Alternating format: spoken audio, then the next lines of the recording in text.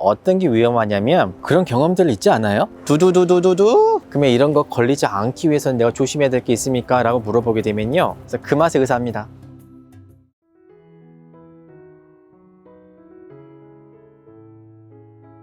네, 안녕하세요. 저는 전남대학교 병원에서 근무를 하고 있고요, 순환기내과, 그 중에서도 저는 주로 부정맥을 전공을 하고 있습니다. 그래서 부정맥 환자들 보고 시술도 한 지 벌써 한 12년 정도 됐고요. 최근에는 심전도 쪽으로 열심히 강의도 하고 사람도 만나고 있습니다. 제가 이제 주로 만나는 환자들은 심장병 환자겠죠. 심근경색증도 있고 협심증도 있고 판막병증도 있고 이런 환자들도 보고 있고요. 대부분은 저는 이제 부정맥 환자를 대상으로 진료를 하고 있습니다. 부정맥이라는 거는 알고 계시겠지만 가슴이 막 두근거리고 맥박이 너무 빨라지거나 또는 맥박이 너무 느려지는 병, 이런 병을 가지신 분들인데요. 이런 환자들을 쭉 진료를 하고 있습니다.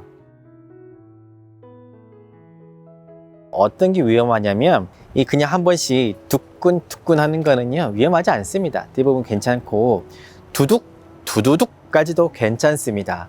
하지만 이게 두두둑을 넘어서는 순간 3비트, 3개 이상의 부정맥이 나온다는 소리고, 이게 3개를 넘어서서 4개가 나오게 되면 실은 위험합니다.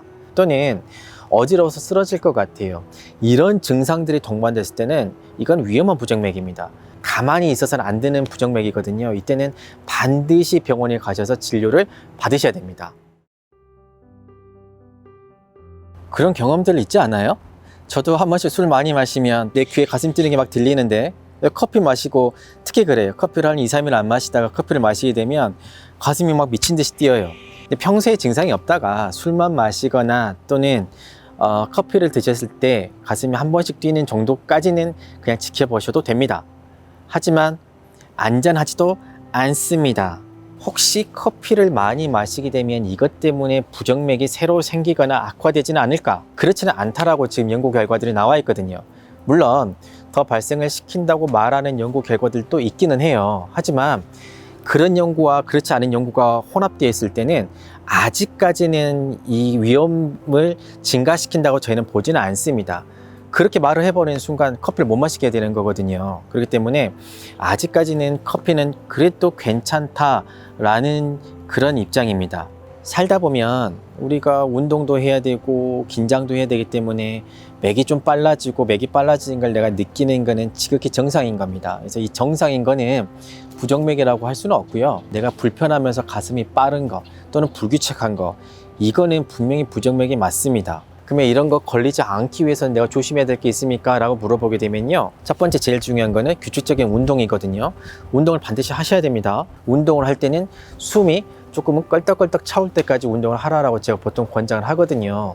숨이 차진 않은 상태에서 돌아다니는 거는요, 그건 산책이지요. 그 운동 아닙니다. 매일 운동하면 좋을 것 같죠. 하루도 안 빼고. 여기는 오히려 부정맥을 악화시킵니다. 그래서 부정맥을 나는 발생시키지 않아야지 라고 했었을 때 운동을 할 때는요, 중강도 운동으로 일주일에 3번에서 5번 30분 하는 게 가장 좋습니다. 두 번째는요, 술하고 관련이 있는데 한 번 드실 때 2잔에서 석 잔을 넘어서지 마라 라고 말씀을 드렸고, 어쩔 수 없이 나 마셔야 된다, 나 포금을 해야 된다, 이 포금을 할 때 소주 한 병 7잔에서 14잔을 넘어가게 되면 부정맥 위험도가 확 증가를 하게 됩니다. 그리고 한 번 이렇게 어쩔 수 없이 마셨으면요, 그 다음 마실 때는 적어도 간격을 2주는 두고 드시는 게 좋습니다. 그래야 부정맥 위험도를 증가시키지 않고요. 마지막으로 하나 더 강조를 드리고 싶은 거는 뚱뚱하시면 안 됩니다. 살찌면 부정맥 잘 생깁니다. 거짓말 같지만 실제로 그렇습니다. 뚱뚱한 사람들이 부정맥이 훨씬 더 많고, 뚱뚱했던 분들을 살을 빼게 하면요, 있던 부정맥도 사라집니다. 그래서 반드시 적정한 체중을 유지하셔야 됩니다. 제가 많이 아팠거든요. 초등학교 1학년 때 제 몸무게가 17kg. 아직도 제가 그걸 기억을 해요. 저희 이제 집 앞에 이제 윤소아과라고 있는데 할아버지셨거든요. 거기 소아과 다녀오면 한 2-5시간 지나면 언제 그러는 듯이 이게 쑥 가라앉아요. 야, 의사라는 직업이 이렇게 사람을 편하게 해주는구나, 정말 좋은 직업이구나, 이걸 느낀 뒤에 8살 때, 초등학교 1학년 때 했고요. 그 뒤에 한 번도 안 바뀌고 아직까지 쭉 의사가 되고 싶었고 지금 의사가 되어 있습니다.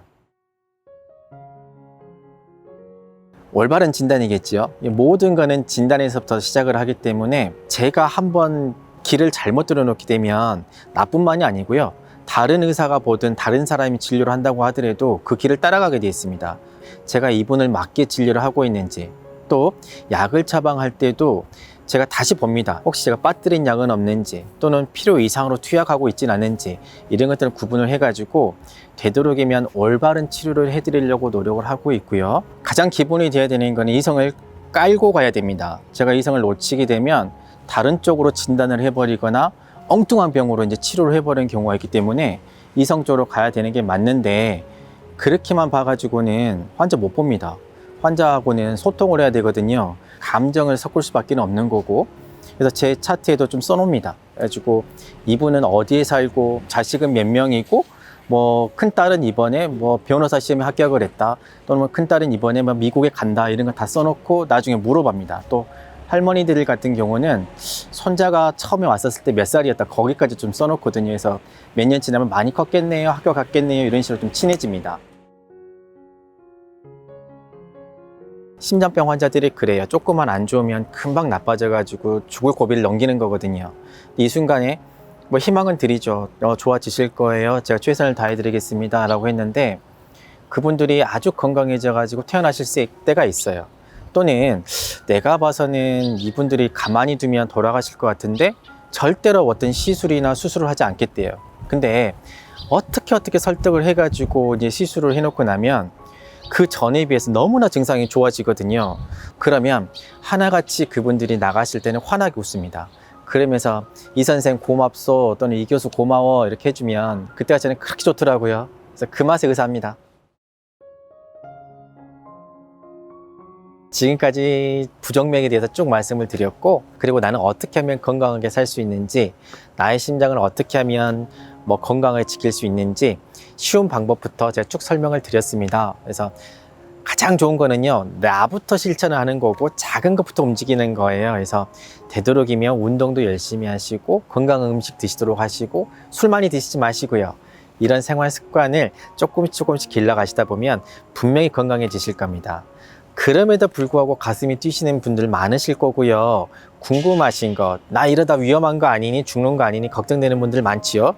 그럴 때는요, 제 유튜브 채널 두근두근 홍닥터에 들어오셔가지고 어느 컨텐츠든 좋아요, 거기에 질문을 주시면 제가 성심성의껏 대답해 드리도록 하겠습니다. 나중에 비욘드 채널에서 여러분들 다시 만나도록 해요.